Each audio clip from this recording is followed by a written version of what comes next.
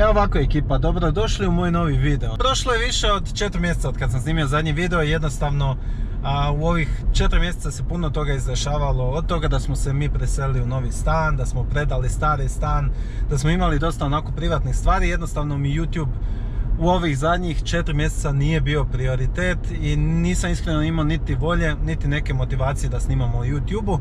S druge strane sam shvatio da vas kao gledatelje ovog kanala ne zanima samo ono direktno život u Njemačkoj i baš te samo neke informacije, jer što sam radio nekako korisnije videe sa korisnim informacijama, to je vas manje gledalo te videe.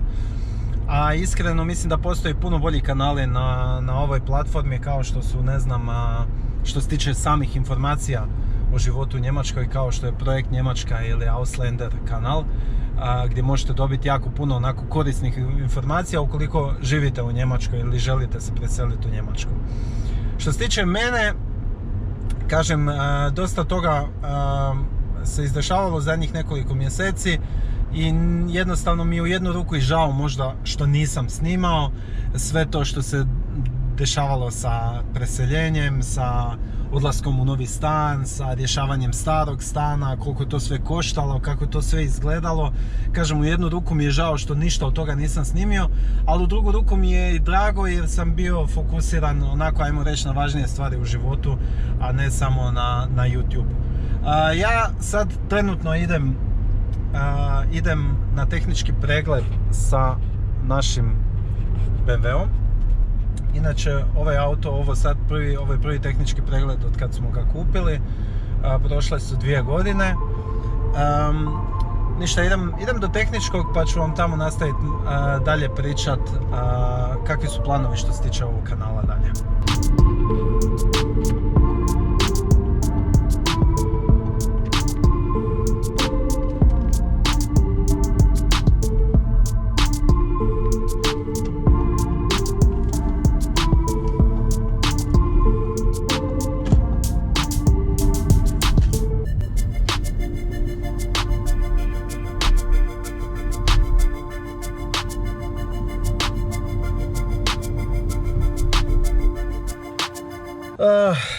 Nemam termin za tehnički, ali htio sam napraviti termin jutros, ali nije ga bilo, pa ćemo vidjeti da li ću uopće uspjeti sad napraviti, pošto je već 3:30 popodne.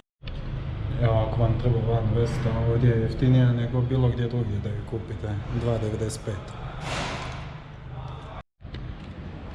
Evo ga, platio sam.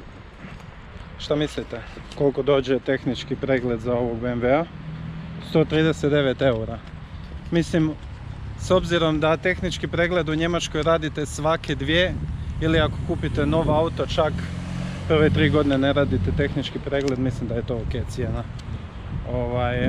Za Ibizu ja mislim da sam platio oko 120 eura. Ja sam mislio da će biti čak i neka veća razlika, ali eto, ovo je 139 eura. Inače, radio sam za auto servis. Ja kad radim servis recimo na Ibizi, na onom svom drugom autu, onda servis radimo kod ovog mog automehaničara s kojim sam snimio intervju. Stavit ću vam broj telefona od njega ako živite u Konstancu, u okolici ovdje oko Bodenskog jezera, pa mu se možete javiti, možete vi isto kod njega servis napraviti. Ja već godinama idem kod njega i stvarno nemam nikakvih problema, super je lik, Daniel. A za BMW-a njega još uvijek ne vodim kod njega, zato što kao prvo imamo garanciju na taj auto i onda morate raditi službeni servis, jel? I za taj službeni servis, to sam vam htio reći, za taj službeni servis ako idete baš u BMW, onda vam se zaista isplati, znači sjesti u auto, odvesti se do Hrvatske, u Hrvatskoj napraviti godišnji odmor, napraviti servis i vratiti se u Njemačku. Znači, samo za servis, znači ulje u kočnicama, mikrofilter klime, filteri, sve ono što ide i onaj Hauptuntersuchung, onaj veliki kao ta velika inspekcija. Samo za to su me u BMW-u u Konstancu tražili 1250 eura. Znači, 1250 eura za ulje u kočnicama, ulje, mikrofilter klime, filtere i inspekciju veliku. Znači katastrofa. Uglavnom napravio sam bio online, sam tražio ponudu, ja onda odem u BMW u Rijeku i tamo su mi napravili doslovno duplo jeftiniju ponudu. Na kraju su mi zamijenili i kočnice i sve i opet me ispalo jeftinije nego da sam radio servis u Njemačkoj. Pa eto, ako ikad budete kupili tako, ajmo reći, neki luksuzni automobil gdje morate ići u službeni servis, mislim morate, niko ne mora, jel?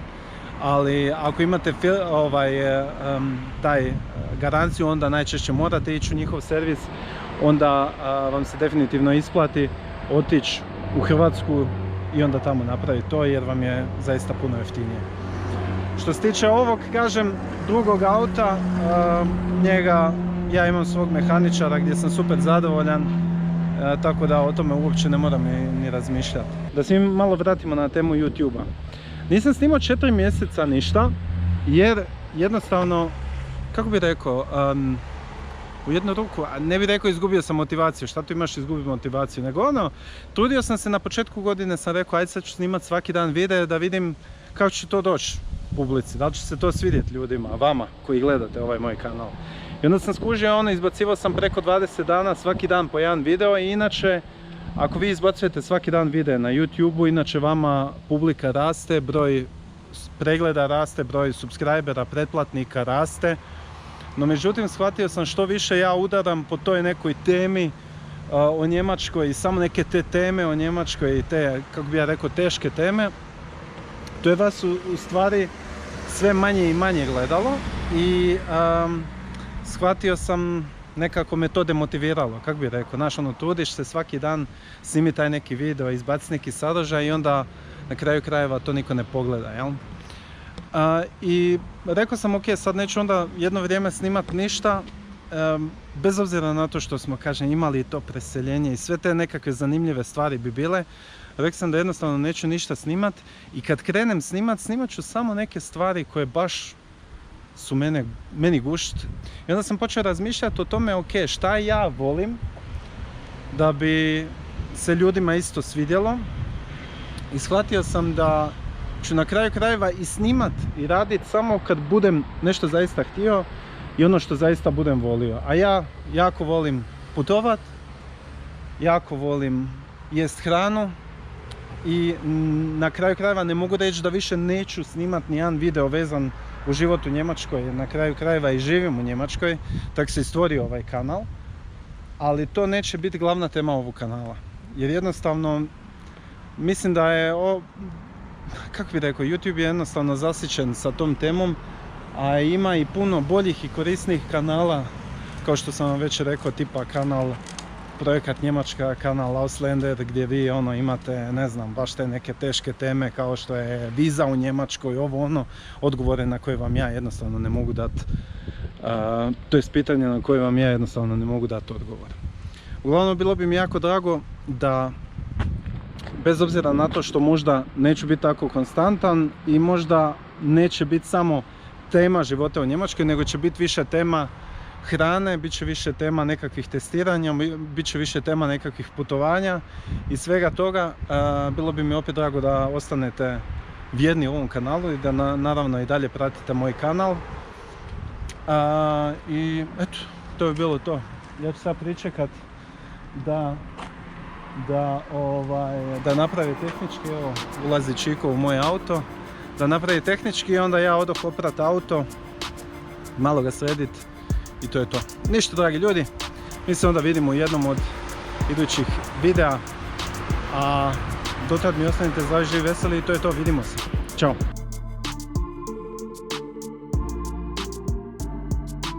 Kakva glupost, Ali moj auto, znači auto koji sam platio 29.500 eura nije prošao na tehničkom.